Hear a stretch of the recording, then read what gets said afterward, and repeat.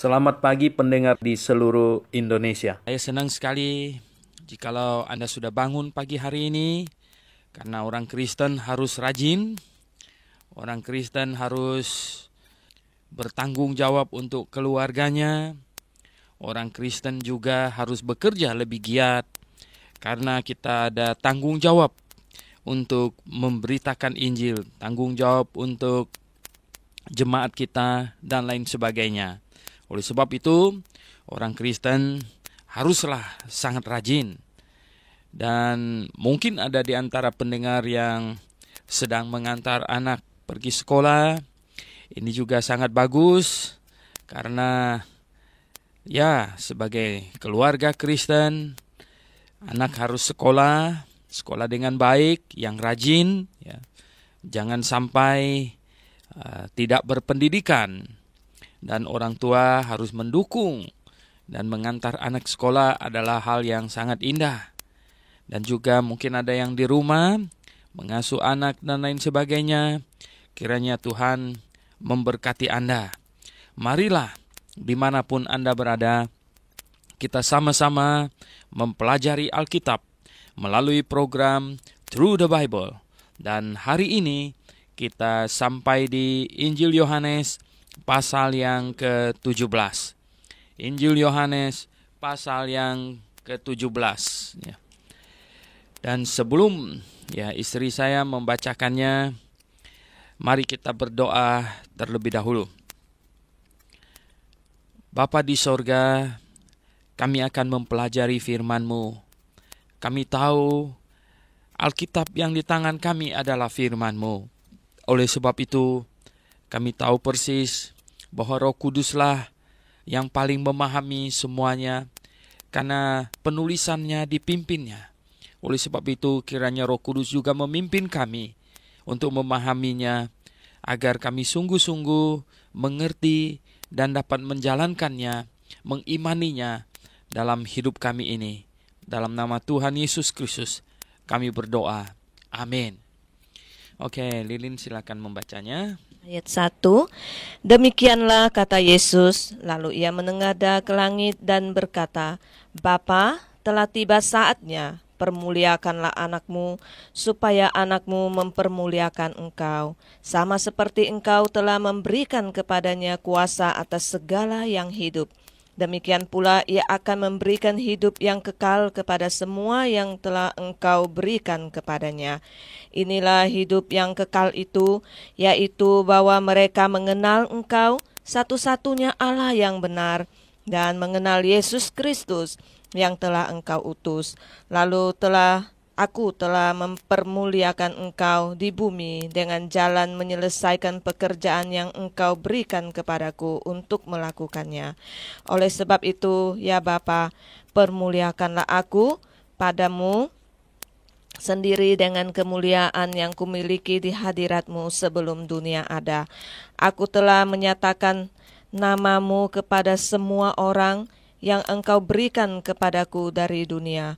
Mereka itu milikmu, dan engkau telah memberikan mereka kepadaku, dan mereka telah menuruti firman-Mu. Sekarang mereka tahu bahwa semua yang engkau berikan kepadaku itu berasal daripadamu, sebab segala firman yang engkau sampaikan kepadaku telah kusampaikan kepada mereka, dan mereka telah menerimanya.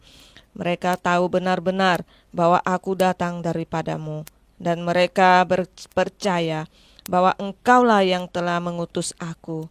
Aku berdoa untuk mereka, bukan untuk dunia aku berdoa, tetapi untuk mereka yang telah engkau berikan kepadaku, sebab mereka adalah milikmu, dan segala milikku adalah milikmu, dan milikmu adalah milikku, dan aku telah dipermuliakan di dalam mereka. Dan aku tidak ada lagi di dalam dunia, tetapi mereka masih ada di dalam dunia, dan aku datang kepadamu. Ya Bapa yang kudus, peliharalah mereka dalam namamu, yaitu namamu yang telah engkau berikan kepadaku, supaya mereka menjadi satu sama seperti kita. Selama aku bersama mereka, aku memelihara mereka dalam namamu, yaitu namamu yang telah engkau berikan kepadaku. Aku telah menjaga mereka, dan tidak ada seorang pun dari mereka yang binasa, selain daripada dia yang telah ditentukan untuk binasa, supaya genaplah yang tertulis dalam kitab suci. Tetapi sekarang aku datang kepadamu, dan aku mengatakan semuanya ini sementara aku masih ada di dalam dunia, supaya penuh sukacitaku di dalam diri mereka. Aku telah memberikan firman-Mu kepada mereka, dan dunia membenci mereka. Karena mereka bukan dari dunia, sama seperti aku bukan dari dunia. Aku tidak meminta supaya mereka mengambil mereka dari dunia, tetapi supaya Engkau melindungi mereka daripada yang jahat. Mereka bukan dari dunia, sama seperti aku bukan dari dunia. Kuduskanlah mereka dalam kebenaran-Mu. Firman-Mu adalah kebenaran. Sama seperti Engkau telah mengutus aku ke dalam dunia, demikian pula aku telah mengutus mereka ke dalam dunia. Dan aku menguduskan diriku bagi mereka, supaya mereka pun dikuduskan dalam kebenaran. Dan bukan untuk mereka ini saja aku berdoa, tetapi juga untuk orang-orang yang percaya kepadaku oleh pemberitaan mereka, supaya mereka semua menjadi satu, sama seperti Engkau, ya Bapa, di dalam aku dan aku di dalam Engkau, agar mereka juga di dalam kita, supaya dunia percaya bahwa Engkaulah yang telah mengutus aku, dan aku telah memberikan kepada mereka kemuliaan yang Engkau berikan kepadaku, supaya mereka menjadi satu, sama seperti kita adalah satu. Aku di dalam mereka, dan Engkau di dalam aku, supaya mereka sempurna menjadi satu, agar dunia tahu bahwa Engkau yang telah mengutus aku, dan bahwa Engkau mengasihi mereka, sama seperti Engkau mengasihi aku. Ya Bapa, aku mau supaya dimanapun aku berada, mereka juga berada bersama-sama dengan aku. Mereka yang telah Engkau berikan kepadaku, agar mereka memandang kemuliaanku yang telah Engkau berikan kepadaku, sebab Engkau telah mengasihi aku sebelum dunia dijadikan. Ya Bapa yang adil, memang dunia tidak mengenal Engkau, tetapi aku mengenal Engkau, dan mereka ini tahu bahwa Engkaulah yang telah mengutus aku. Dan aku telah memberitahukan nama-Mu kepada mereka, dan aku akan memberitahukannya, supaya kasih yang Engkau berikan kepadaku ada di dalam mereka, dan aku di dalam mereka. Nah, Injil Yohanes 17 yang judul perikopnya adalah doa Yesus untuk murid-muridnya. Dia sudah katakan dia bukan berdoa untuk dunia, tetapi berdoa ini khusus untuk murid-muridnya. Demikianlah kata Yesus. Rasul Yohanes memulainya. Lalu ia menengadah ke langit dan berkata, Bapa, telah tiba saatnya. Telah tiba saatnya, permuliakanlah anakmu, supaya anakmu mempermuliakan engkau. Nah, ini harus difahami secara keseluruhan perikop. Seolah-olah Yesus itu tidak mempunyai kemuliaan. Kalau kita baca di ayat 1 saja, tidak mempunyai kemuliaan dan seolah-olah dia bukan Allah. Kalau kita baca di ayat 1 saja. Tetapi coba kalau kita buka di Filipi, di Filipi pasal yang kedua, ayat yang ke-6, Filipi pasal 2 ayat yang ke-6 yang bunyinya demikian. Yang walaupun dalam rupa Allah tidak menganggap kesetaraan dengan Allah itu setara, kesetaraan dengan Allah itu sebagai milik yang harus dipertahankan, melainkan telah mengosongkan dirinya sendiri dan mengambil rupa seorang hamba dan menjadi sama dengan manusia. Nah, ingat, manusia itu diciptakan sesuai dengan gambar dan rupa Allah. Jadi Yesus Kristus itu yang walaupun dalam rupa Allah tidak menganggap ya, kesetaraan. Jadi Yesus Kristus adalah rupa Allah itu, di mana manusia diciptakan sesuai dengan rupa Allah, gambar dan rupa Allah. Dan yang tidak menganggap kesetaraan dengan Allah. Jadi setara dengan Allah. Kemuliaan Allah yang dimilikinya setara. Ya. Oleh sebab itu di ayat yang kelima, oleh sebab itu ya Bapa, permuliakanlah aku padamu sendiri dengan kemuliaan yang kumiliki di hadiratmu sebelum dunia ada. Jadi dia memiliki kemuliaan yang setara, ya, setara. Sebelum dunia dijadikan sudah memiliki kemuliaan. Berarti sebelum ada manusia, bahkan sebelum ada malaikat. Nah, inilah hakikat dari Allah Tritunggal itu. Di mana di Filipi pasal 2 tadi, yang walaupun dalam rupa Allah tidak menganggap kesetaraan. Setara. Ya, kalau setara itu artinya sama derajatnya.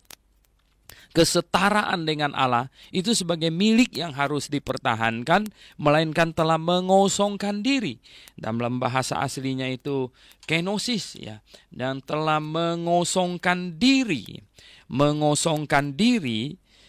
dan mengambil rupa seorang manusia, ya, mengambil rupa seorang hamba, ya, mengambil rupa seorang hamba dan menjadi sama dengan manusia. Jadi pendengar yang saya kasih dalam Yesus Kristus. Nah, di sini kan Bapa, ya, saatnya sudah tiba. Ya. Muliakanlah anakmu, artinya sekarang kembalilah, akan kembali lagi menerima kemuliaan yang tadi ditinggalkannya.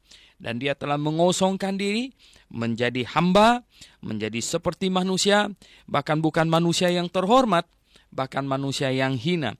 Sama seperti engkau telah memberikan kepadanya kuasa atas segala yang hidup, yaitu ketika dia jadi manusia pun, ya, diberikan kuasa atas segala yang hidup, demikian pula ia akan memberikan hidup yang kekal kepada semua yang telah engkau berikan kepadanya. Nah, Tuhan Yesus dalam hierarki Allah Bapa, Putra, dan Roh Kudus memberi contoh arti tunduk. Di dalam Alkitab, seringkali Tuhan Yesus merendahkan dirinya.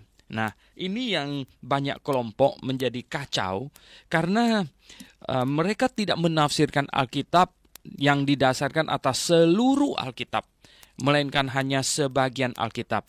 Nah, pendengar yang saya kasih dalam Yesus Kristus, perkataan Tuhan Yesus di bagian-bagian Alkitab yang menunjukkan kerendahan hatinya, yang selalu menghormati Bapa, itu sama sekali tidak, ya, menghapuskan, ya, ayat di dalam Filipi pasal 2 ayat 6 yang berkata yang dia dalam rupa Allah tidak menganggap kesetaraan dengan Allah itu sebagai milik yang harus dipertahankan, melainkan ia telah mengosongkan dirinya dan mengambil rupa seorang hamba dan menjadi sama dengan manusia. Bahkan di dalam Alkitab seringkali di mana di dalam 1 Korintus Rasul Paulus menulis kepada jemaat di Korintus bahwa perempuan, ya, harus memakai tanda wibawa di kepalanya oleh karena para malaikat. Nah, mengapa ini perempuan pakai tanda wibawa di kepalanya? Oleh karena para malaikat. Tidak ada penafsiran yang lebih tepat daripada menafsirkan bahwa Allah mau perempuan memberi contoh kepada para malaikat apa makna tunduk itu. Jadi dengan ketundukan wanita, Allah mau wanita mengajar kepada malaikat yang membangkang.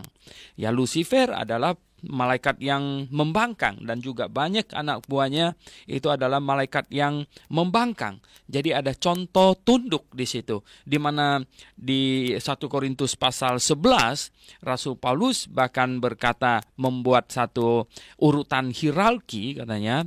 Di situ kepala laki-laki dari tiap-tiap laki-laki adalah Kristus, ya, dan kepala dari perempuan adalah laki-laki, dan kepala dari Kristus ialah Allah. Jadi ini hierarki ketundukan, ya.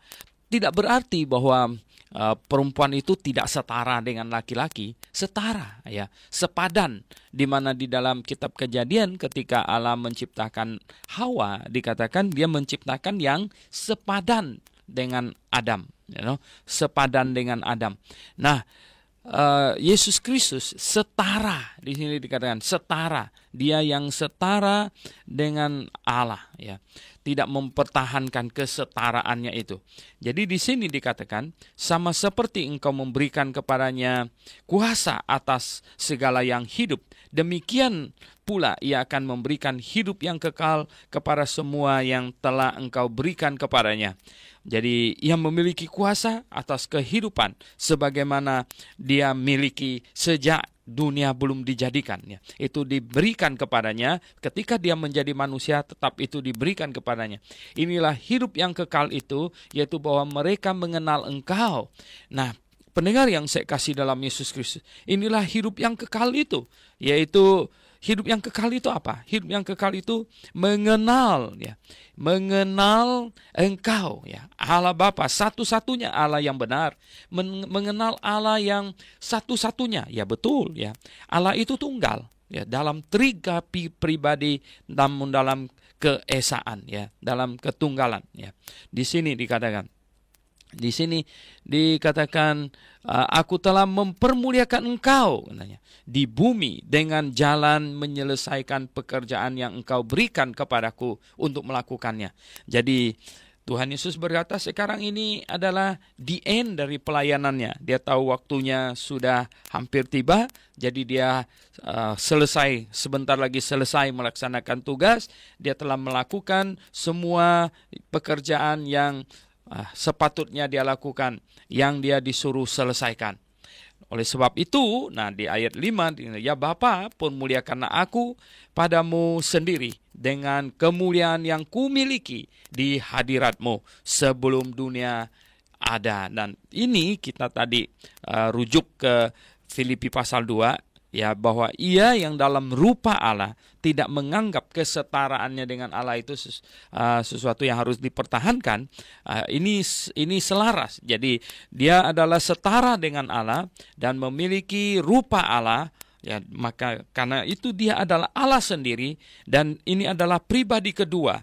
Oleh sebab itu, pendengar yang saya kasih dalam Yesus Kristus, siapapun juga yang tidak menerima Allah Tritunggal yang disampaikan oleh Alkitab akan menghadapi berbagai masalah. Kalau bukan hantam ayat ini, akan hantam ayat yang lain.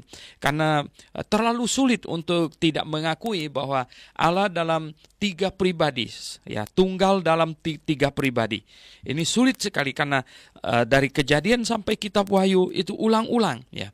Itu akan jadi masalah kalau kita tidak mengakui itu. Sekali lagi saya ingin katakan bahwa bukanlah sesuatu yang dicari-cari, bukanlah sesuatu yang kita tambahkan, bukanlah sesuatu yang kita mau bikin aneh-aneh supaya Allahnya orang Kristen itu jadi aneh-aneh, bukan ya. Tetapi karena kita percaya Alkitab ini firman Allah, karena kita percaya Alkitab diilhamkan, maka dari ayat-ayat Alkitab lah kita jejerkan semuanya, kita pelajari semuanya, dan kita pertimbangkan tiap-tiap ayatnya, dan tidak bisa tidak kita sampai kepada Allah memiliki tiga pribadi, yaitu Bapa, Tuhan Yesus, ya, yang disebut Anak, dan juga Roh Kudus. Jadi pendengar yang saya kasih dalam Yesus Kristus, lihat di sini, ia berdoa kepada Bapa. Nah, kalau satu pribadi ini jadi konyol gitu. Ya, ini jadi konyol. Tetapi karena Yesus Kristus satu pribadi dan Allah Bapa itu satu pribadi, maka itu Tuhan Yesus berdoa kepada Allah Bapa. Lagi pula begini, ya. Allah Bapa memberi tugas kepada Tuhan Yesus untuk, ya, menyelesaikan dosa manusia. Karena pribadi Allah adalah Maha Kudus, ya, Maha Kudus. Sehingga, ya, dia tidak dapat menerima kehadiran dosa. Sorga Maha Kudus, tidak bisa, ya, dosa masuk sorga. Jadi ini adalah sesuatu yang menjadi sifat Allah. Nah, pendengar yang saya kasih dalam Yesus Kristus, kemudian pribadi yang kedua ini yang mengenakan tubuh, ya, dan diberi tugas, ya, untuk menjadi manusia, menghampiri manusia. Dan dia menjadi manusia, kemudian dalam dirinya lah seluruh ada kepenuhan keilahian, dan dia menerima tugas untuk menjadi manusia dan dihukumkan, menggantikan manusia, menerima hukuman yang dimana merupakan efek dari sifat Allah yang Maha Kudus dan yang Maha Adil, yang tidak bisa terima dosa, dan dosa harus dijatuhi hukuman. Jadi pendengar yang saya kasih dalam Yesus Kristus, nah istilah atau terminologi kita di dalam Yesus Kristus tidak akan dihukum lagi, karena Yesus Kristus sudah dihukumkan menggantikan kita, sedangkan di hadapan Allah Bapa kita telah kudus. Jadi pendengar yang saya kasih dalam Yesus Kristus, nah ini harus difahami dengan amat sangat. Dan juga ada banyak statement Alkitab yang manusia tidak bisa melihat Allah, tetapi kemudian kita melihat atau membaca manusia memang berbicara kepada Allah. Nah, di dalam Injil Yohanes pasal 1 ayat 18 sudah dikonfirmasi oleh Yohanes bahwa tidak ada seorang pun yang pernah melihat Allah, tetapi anak tunggal Allah yang ada di pangkuan Bapa, dialah yang menyatakannya. Jadi tidak ada orang yang melihat Allah Bapa, tetapi Yesus Kristus pribadi kedua itulah yang berkomunikasi dengan manusia. Nah, oleh sebab itu akan jadi kacau jikalau tidak menerima Allah Tritunggal itu. Dan di ayat yang ke-6, aku telah menyatakan namamu kepada semua orang, dan engkau berikan kepadaku dari dunia. Ya. Lihat, yang engkau berikan kepadaku dari dunia, mereka itu milikmu. Ya. Jadi nama Tuhan, nama Allah itu apa? Nah, di sini ingat ketika Maria mengandung, apa kata malaikat kepada Yusuf? Bahwa dia harus dinamakan Yesus. Ya. Dia harus dinamakan Yesus. Ya. Dia harus dinamakan Yesus. Yesus itu apa artinya? Yesus itu adalah juru selamat. Jadi ketika dia bertugas menyelamatkan manusia, maka namanya adalah juru selamat. Ya. Namanya adalah juru selamat. Nah, ketika bangsa Yahudi, ketika Musa memerlukan satu otoritas untuk datang kepada bangsa Yahudi untuk membawa mereka keluar dari Mesir, Musa minta satu nama. Ya, nama di mana saya bisa kasih tahu mereka. Nah, pada waktu itu, ya Allah berkata bahwa aku yang adalah aku, ya. Eye katanya. Aku yang adalah aku, katanya. Jadi aku yang adalah aku itu menunjukkan satu pribadi yang tanpa diciptakan. Dia adalah yang maha kuasa. Nah, karena waktu itu adalah nama itu diperlukan untuk membawa mereka keluar dari Mesir. Sedangkan ketika Tuhan Yesus mau menyelamatkan manusia di muka bumi ini, dia menjadi juru selamat, maka namanya dia dipanggil dengan Yesus. Yesus artinya juru selamat. Jadi nanti ya di kitab Wahyu dia dipanggil Alfa dan Omega. Artinya dari yang kekal hingga kekal, ya, dari yang awal dan yang akhir, karena itu sudah berakhir waktu itu. Jadi lihat, namanya sedemikian penting menunjukkan perannya dalam sejarah manusia. Oke, pendengar yang kami kasihi di dalam Yesus Kristus, kita kembali lagi ke dalam pembahasan kita, yaitu Injil Yohanes pasal yang ke-17. Ya, pasal ini pendek namun mengandung isi yang sangat-sangat kaya dan dalam. Ya.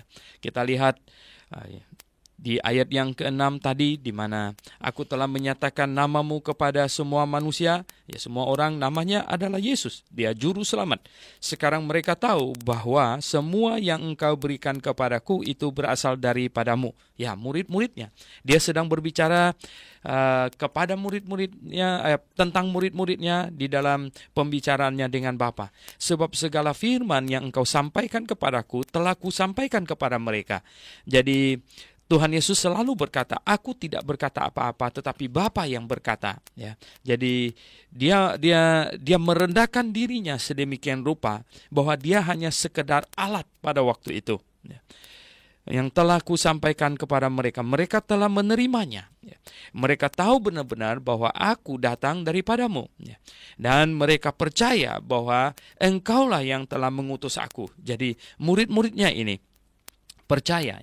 Aku berdoa untuk mereka, bukan untuk dunia aku berdoa. Ya, ada saatnya kita berdoa untuk dunia ini. Tuhan Yesus berkata kepada Yerusalem, "Oh hai Yerusalem, berkali-kali aku ingin mengumpulkan engkau seperti induk ayam mengumpulkan anaknya di bawah sayapnya, tetapi engkau tidak mau."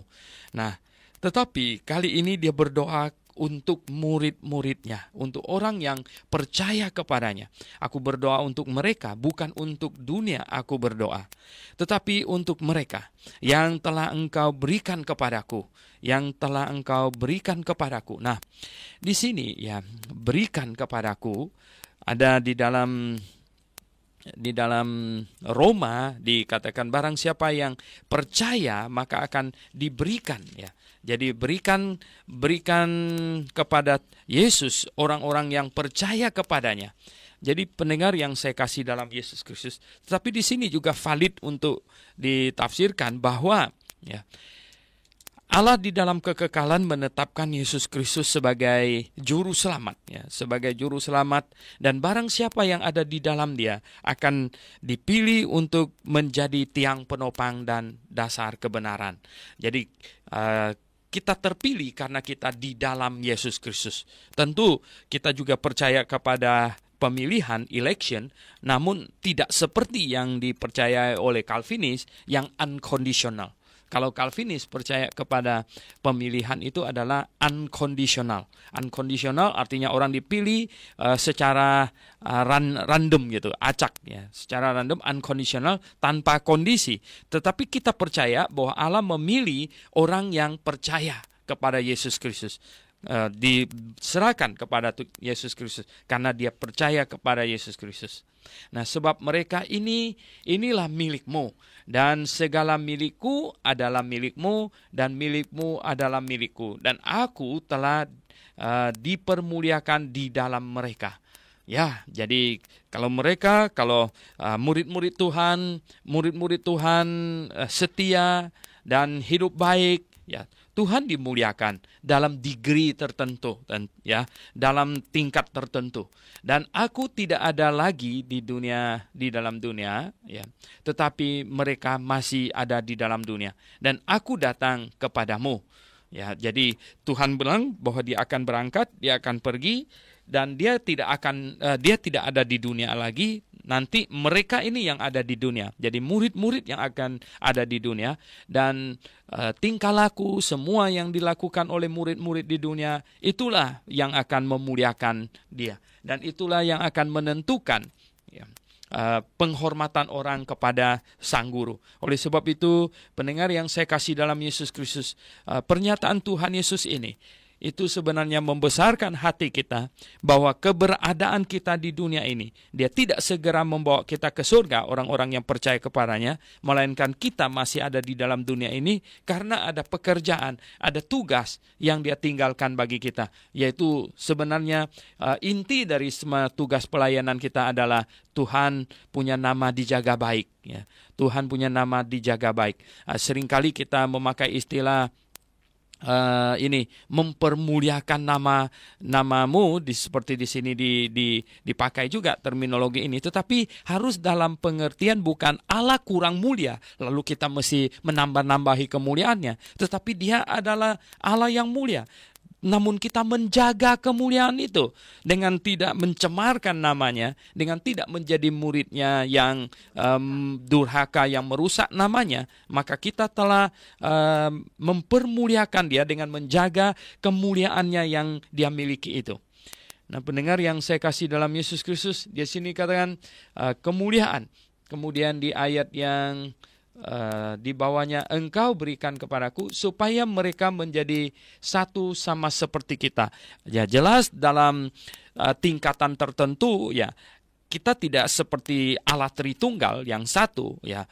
Tetapi dalam arti rohani sekarang, dalam arti rohani kita satu ya, di dalam spiritual, di dalam kerohanian kita satu.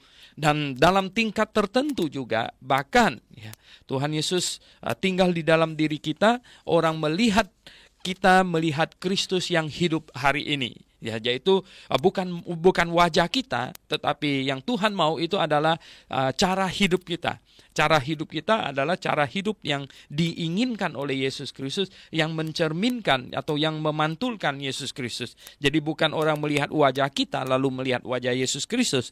Jadi bukan faktor jasmaninya. Ini masalah rohani di sini. Sebab aku ya bersama mereka, aku memelihara mereka dalam namamu, yaitu namamu yang telah engkau berikan kepadaku. Aku telah menjaga mereka dan tidak ada seorang pun dari mereka yang binasa. Maksudnya ini 12 rasul ini ya. 12 rasul ini. Nah, pemilihan Tuhan ya. Pemilihan Tuhan itu berjenis-jenis.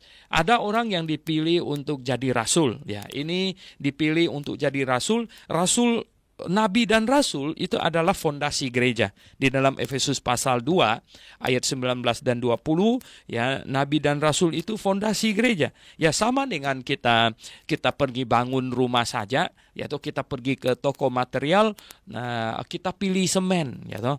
Lain kali lagi kita datang kita pilih genteng, mau pilih yang mana? Ya. Nah, Tuhan memilih murid-muridnya, dia pilih rasul-rasul ya. Dia pilih rasul-rasul untuk menjadi fondasi jemaat. Nah, dia pilih apa? Dia pilih Yesus Kristus, dan dia pilih setiap orang yang percaya kepada Yesus Kristus, yang ada di dalam Yesus Kristus, untuk sebagai tiang penopang dan dasar kebenaran. Jadi jemaat lokal adalah tiang penopang dan dasar kebenaran. Ini adalah tubuh Kristus. Jadi barang siapa yang masuk ke dalam, yang bertobat dan percaya, masuk ke dalam jemaat lokal itu, masuk ke dalam pemilihan. Nah, di sini jelas yang dimaksudkan itu adalah 12 rasul itu. Ya, tidak seorang pun dari mereka yang binasa selain daripada dia. Nah, saya periksa di bahasa aslinya ya, yang tidak ada kata ditentukan untuk binasa, tetapi di terjemahan langsungnya malah berbunyi demikian ya. Di situ coba ya pendengar sekalian, ya saya berkata katanya ya. Di sini yang bahasa aslinya dikatakan, and not one of them not one of them perish ya. Ini kecil sekali tulisannya, mata saya sudah kurang ya. Except ya the son of perdition ya, kecuali ya anak durhaka itu ya. That the scripture ya might be fulfilled ya. Jadi tidak ada kata di dalam bahasa aslinya ditentukan ya. Tidak ada kata ditentukan ya. Aku telah memelihara mereka semua ya. Tidak ada yang binasa kecuali ya the son of perdition itu ya. Kecuali ini si anak durhaka itu katanya. Nah, supaya genaplah firman Tuhan ya, apa yang telah tertulis itu. Jadi pendengar yang saya kasih dalam Yesus Kristus, ya memang Yudas telah diberi kesempatan ya. Yudas tidak harus menggenapkan apa yang tertulis di dalam Zakaria pasal 11 itu ya. Karena di situ tidak ada nama Yudas di situ. Nah, hari ini juga ada banyak nubuatan kitab Perjanjian Baru mengenai akhir zaman yang ya kita tidak harus menggenapkan itu. Kalau ada banyak nubuatan yang positif dan yang negatif, pendengar yang saya kasih dalam Yesus Kristus, maka berhati-hatilah. Jangan menjadi orang yang menggenapi nubuatan yang negatif. Nah, antara lain saya ingin kasih tahu, di dalam 2 Timotius di situ ada nubuatan katanya. Saya bacakan nubuatan ini coba ya. 2 Timotius pasal 4. 2 Timotius pasal 4. Di hadapan Allah dan Kristus Yesus yang akan menghakimi orang yang hidup dan yang mati, aku berpesan dengan sungguh-sungguh kepadamu demi penyataannya dan demi kerajaannya. Beritakanlah firman, siap sedialah baik atau tidak baik waktunya. Nyatakanlah apa yang salah. Tegurlah dan nasihatilah dengan segala kesabaran dan pengajaran. Karena akan datang waktunya Ya, akan datang waktunya. Ini kan berarti nubuatan ke depan, Akan datang waktunya orang tidak dapat lagi menerima ajaran sehat. Nah, apakah Anda termasuk di dalamnya yang tidak bisa menerima ajaran sehat lagi? Tetapi mereka akan mengumpulkan guru-guru. Nah, mengumpulkan guru-guru. Dengan apa mengumpulkan guru-guru? Dengan amplop, ya. Dengan amplop itu. Mengumpulkan guru-guru, ya, menurut kehendaknya. Menurut kehendaknya apa? Ya, yang dia senanglah. Yang bisa khotbahnya membuat orang terkikik, mungkin ya tertawa begitu, mengumpulkan guru-guru menurut kehendaknya untuk memuaskan keinginan telinga. Jadi hanya yang enak didengar. Mereka akan memalingkan telinganya dari kebenaran dan membukanya bagi dongeng. Oh, betapa banyaknya orang Kristen yang suka dengar khotbah yang banyak dongengnya di dalamnya, yang banyak ceritanya, yang banyak kesaksian. Pendengar yang saya kasih dalam Yesus Kristus, saya sudah banyak mendengar hamba Tuhan bohong di dalam kesaksian mereka. Ya, bohong sekali. Ada satu orang mantan Muslim yang kenal dan menjadi murid saya. Dia berkata bahwa satu hari setelah dia menjadi Kristen, jadi dia dibawa oleh seorang pendeta, katanya untuk bersaksi ke sana kemari bersaksi, dan kemudian pendeta itu dalam kesaksiannya bercerita, katanya, wah ini Pak, ini saya doakan dia, kemudian ada jarum berjatuhan dari badannya, katanya, ya, begini begitu. Nah, kemudian pulang di mobil, mantan Muslim ini bertanya kepadanya, Pak, kenapa tadi ngomong begitu? Kan tidak ada Bapak doakan saya dan ini jarum jatuh dari badan saya segala macam, katanya begini, ya. Oh, kemudian pendeta itu bilang, sudahlah kamu. Saya hanya mau sugesti mereka saja, katanya. Anda bisa bayangkan, ya. Dia cerita bohong, ya. Dia cerita bohong hanya ingin supaya mengsugesti pendengarnya, katanya. Aduh, celakalah, ya. Coba, ya, katanya ini, ya, mereka akan memalingkan telinganya dari kebenaran dan membukanya bagi dongeng. Jadi pendengar yang saya kasih dalam Yesus Kristus, ini nubuatan tentang orang-orang di akhir zaman. Dan ya di dalam Injil Matius pasal 24 di situ juga ada nubuatan, ya. Di dalam Injil Matius pasal 24 di situ ada nubuatan, dikatakan bahwa pada akhir zaman, ya, antikristus akan datang, nabi-nabi palsu akan datang, dan dia akan menyesatkan banyak orang. Bukan sedikit orang, tapi banyak orang. Nah, banyak orang itu Anda termasuk di dalamnya enggak? Ya, hati-hati, ya. Dan menyesatkan orang dengan apa? Di situ di Injil Matius pasal 24, coba baca. Ya, di situ dikatakan akan menyesatkan orang dengan mujizat-mujizat, ya.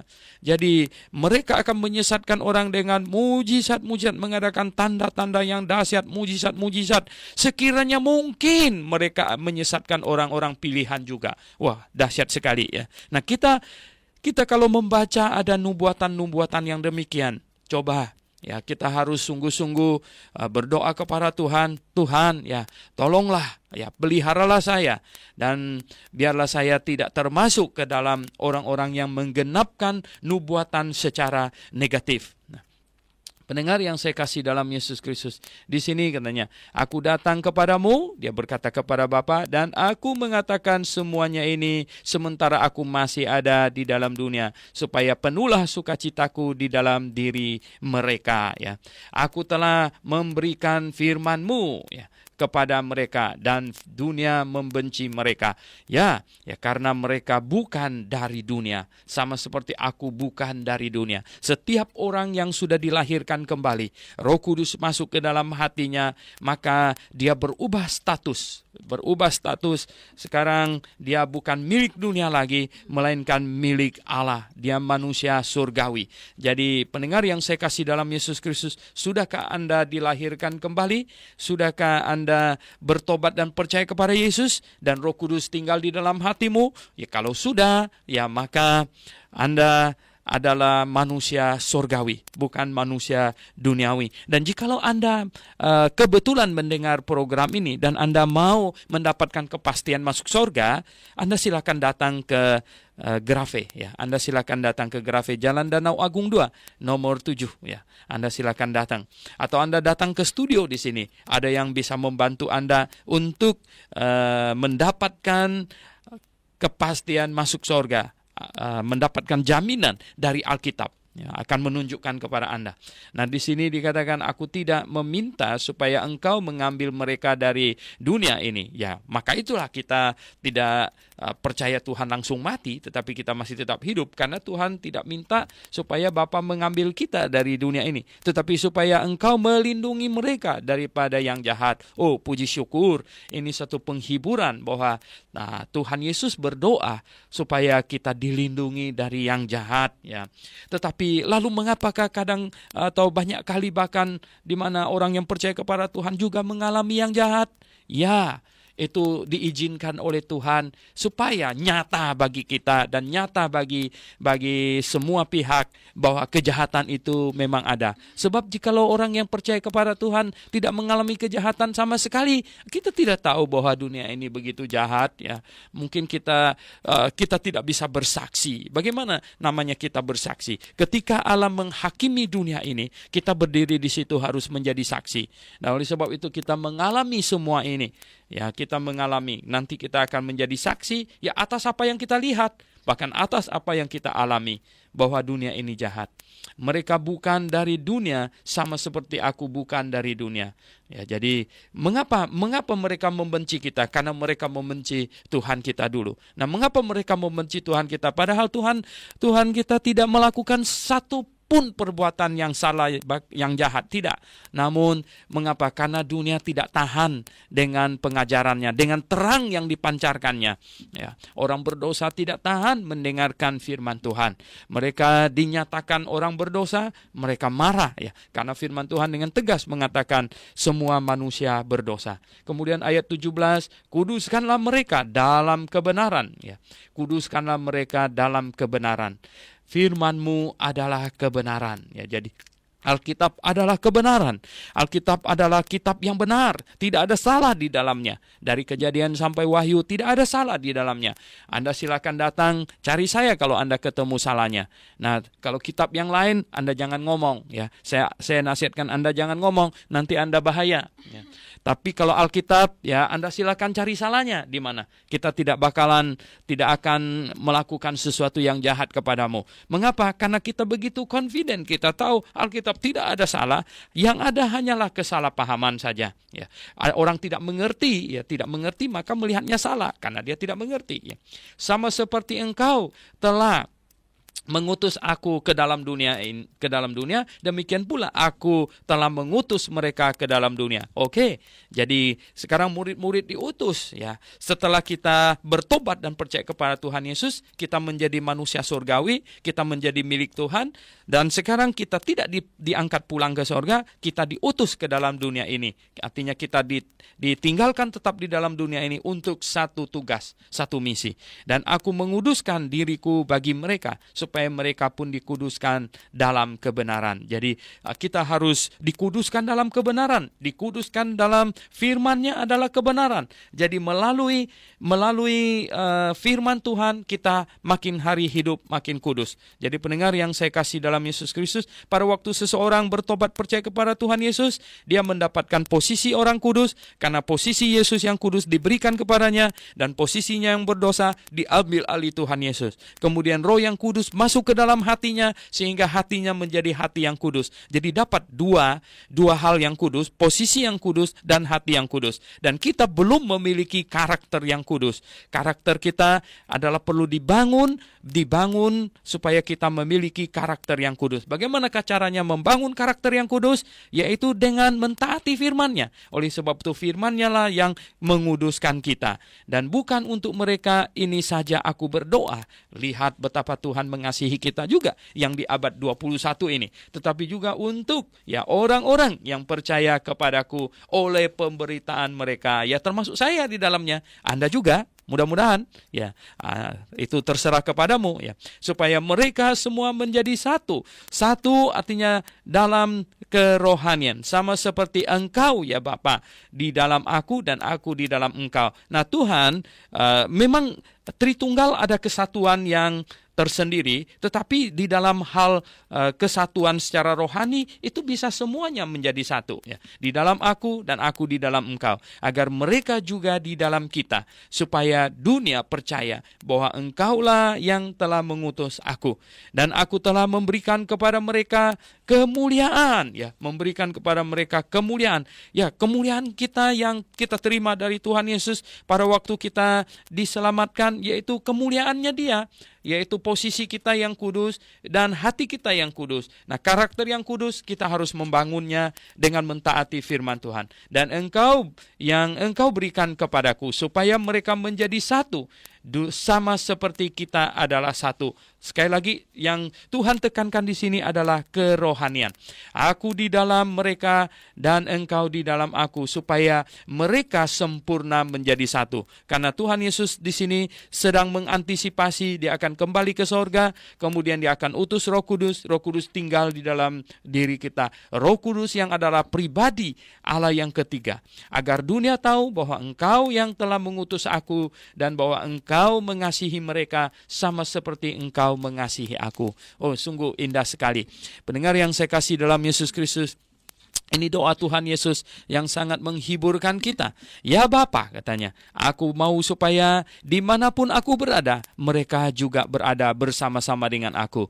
Nah, Tuhan Yesus, Dia akan kembali ke sorga, kemudian Dia akan utus Roh Kudus, dan Roh Kudus itu adalah Roh Allah dan Roh Yesus Kristus juga. Mereka juga bersama-sama dengan aku. Mereka yang telah engkau berikan kepadaku, ya, agar mereka memandang kemuliaan yang telah engkau berikan kepadaku, sebab engkau telah mengasihi aku sebelum dunia dijadikan.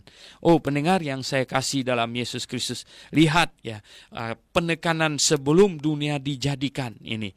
Artinya di dalam kekekalan past, di dalam kekekalan masa lalu, ya. Itu Tritunggal Allah saling mengasihi. Nah, kalau Allah itu satu gitu, satu kayak pen saya satu begitu, ya, kita tidak bisa paham. Justru itu tidak masuk akal sama sekali. Mengapa?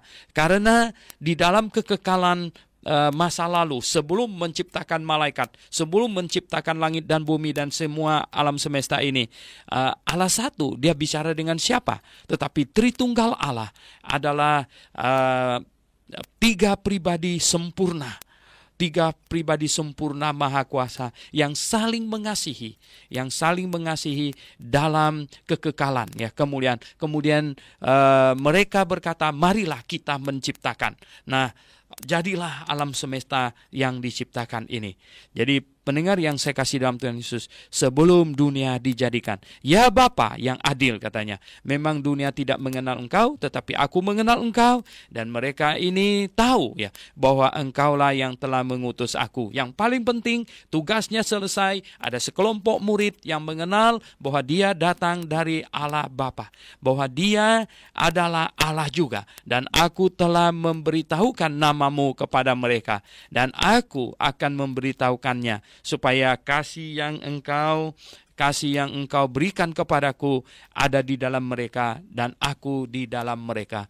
Sungguh ini adalah statement yang sangat indah sekali. Pendengar yang saya kasih dalam Yesus Kristus, seandainya kita belum memahami semua yang dikatakan oleh Tuhan Yesus ini adalah wajar, ya, karena kondisinya masih kita di dalam dunia. Kita masih berpikir segala sesuatu dari aspek dunia. Kita masih memahami dengan akal budi kita yang sangat terbatas. Ya, saya yakin murid-muridnya pada waktu itu pun masih banyak yang bingung di antara rasul-rasul yang mendengar langsung itu. Tetapi pendengar yang saya kasih dalam Yesus Kristus, yang penting di sini, hal-hal yang penting, bahwa Dia adalah Allah, bahwa Dia adalah juru selamat. Artinya hal-hal yang sudah pasti yang kita dapat nangkap itu. Kemudian kita akan makin mengerti. Oh, terlebih lagi ketika ketika tubuh jasmani kita ini diubah, yaitu ketika kita memiliki tubuh kebangkitan yang sempurna dan akal budi kita juga sempurna pada waktu itu, maka kita akan mengerti semuanya dengan baik. Sekarang kita mencoba memahaminya dengan keterbatasan akal budi kita masing-masing yang berbeda. Oleh sebab itu, pendengar yang saya kasih dalam Yesus Kristus, yang satu hal yang kita harus sangat syukurkan melalui perikop yang kita baru bahas ini, bahwa Tuhan sangat mengasihi kita. Dia berdoa kepada Bapa untuk murid-muridnya yang rasul-rasul itu. Bahkan dia berkata, dia bukan hanya berdoa untuk mereka saja, tetapi dia berdoa untuk orang-orang yang percaya di kemudian hari oleh pemberitaan mereka. Nah, di situ termasuk kita. Jadi kita syukurkan ke hadapannya. Mari kita berdoa. Bapa di sorga, kami mengucap syukur Tuhan Yesus, kami berterima kasih kepadamu. Engkau sangat mengasihi kami. Tuhan, Engkau bukan hanya menggantikan kami dihukum di atas kayu salib, bahkan Engkau memperhatikan kami. Engkau sebelum kami lahir, sebelum kami percaya, Engkau sudah berdoa untuk kami, orang-orang yang akan percaya oleh pemberitaan para rasul-rasul. Tuhan, terima kasih, Engkau begitu mengasihi kami. Tuhan, terima kasih, pimpinlah hidup kami yang ikut mendengarkan program Through the Bible ini terutama. Tuhan, terangilah hati kami, pimpinlah kami, agar kami makin mengerti kebenaran-Mu, makin hari makin sempurna, makin hari mengerti makin banyak. Kami berdoa, mengucap syukur padamu. Dalam nama Tuhan Yesus Kristus, kami berdoa. Amin.